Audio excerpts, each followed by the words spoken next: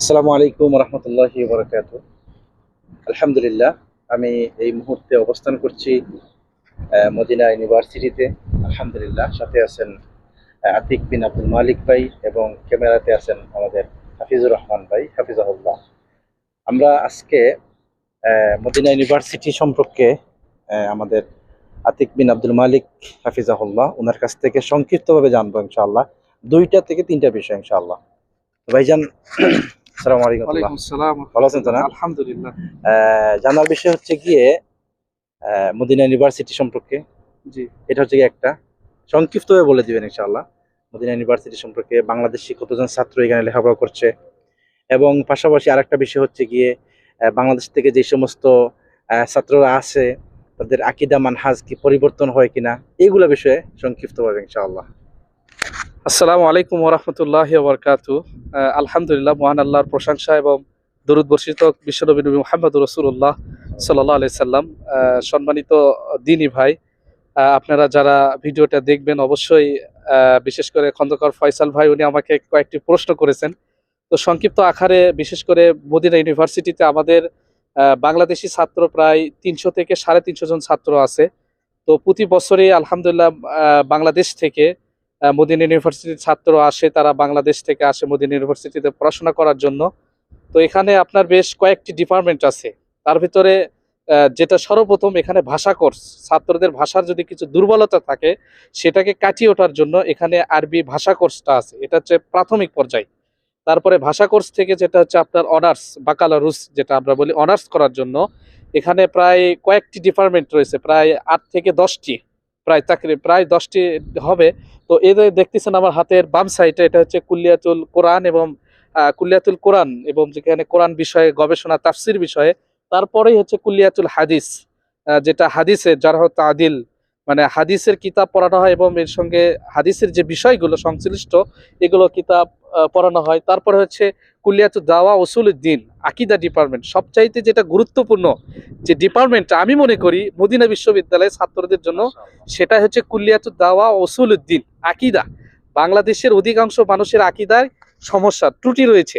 তো এই ডিপার্টমেন্টটা খুবই গুরুত্বপূর্ণ, যেখানে আমি পড়াশোনা করতেছি আলহামদুলিল্লাহ। তারপরে হচ্ছে এটা এদিকে আছে কুল্লিয়াতুশ শারিয়া, ল ডিপার্টমেন্ট যেটাকে বলা হয়। তো এটা কুল্লিয়াতুশ শারিয়া। আর ওইদিকে আরো কিছু ডিপার্টমেন্ট আছে, যেটা হচ্ছে সায়েন্স ডিপার্টমেন্ট গুলো আছে। তো ওই পাশে আছে। তো আর এদিকে ছাত্রদের আবাসিক ভবন আছে প্রায়, এটা হচ্ছে ১ নম্বর বিল্ডিং। তো এরকম প্রায় ৩২ থেকে ৩৩টা বিল্ডিং আছে যেখানে শুধু ছাত্ররা অবস্থান করে। তো আলহামদুলিল্লাহ, তো আমরা এখানে অবস্থান করছি। আর ভাই আরেকটি প্রশ্ন করেছেন, সেটা হচ্ছে এখানে পড়াশোনা করার পরে তারা কি কতটুকু পরিবর্তন হয় বাংলাদেশিরা। জি জি, বিশেষ করে বাংলাদেশিরা। আসলে দেখেন, আকীদা আমি তো বলছিলাম একটু আগে, আকীদাটা আসলে খুবই গুরুত্বপূর্ণ। যে অন্তরে যে কলফটা ছোট থেকে যে আকীদা সে লালন পোষণ করে, এটাকে পরিবর্তন হতে একটু সময় লাগবে। তবে এটা সম্পূর্ণ হেদায়েতের মালিক আল্লাহ। এখানে এলেম অর্জনের অনেক প্রশস্ত রয়েছেন। আমরা মাক্তাবা দেখলাম, বড় লাইব্রেরিটা। তো একজন এলেম অন্বেষণকারীর যেটা গুরুত্বপূর্ণ পয়েন্ট, সেটা হচ্ছে সে যে মানহাজের হোক না কেন, যখন তার কাছে সহি আকীদার দাওয়াত চলে আসবে তখন সে সাথে সাথে সেটা অ্যাকসেপ্ট করবে। এটা হচ্ছে একজন এলেম পিপাসিত ছাত্রের এটা বৈশিষ্ট্য হবে। তো আমি যতটুকু জানি আমার মতে আলহামদুলিল্লাহ তারা অনেকেই পরিবর্তন হয়ে যায়, অধিকাংশ ছাত্রই পরিবর্তন হয়ে যায়।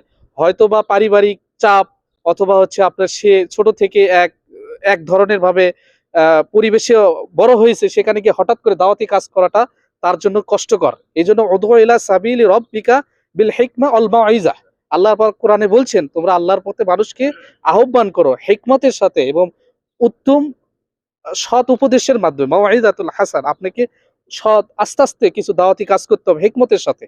তো এই জন্য দেখা যাচ্ছে অনেকেই অনেক পর্যায়ে থাকে, যেগুলো আসলে তাদের কাছে কন্ট্রোল করাটা অনেক বড় বিষয় হয়ে যায়।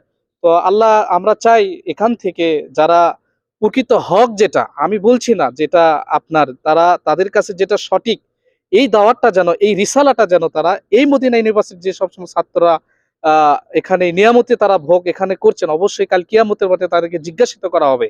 আমরা কম বেশি যারা ছাত্র পড়াশোনা সবাই আলেম মোটামুটি, তারা তার অনেকেই জানে।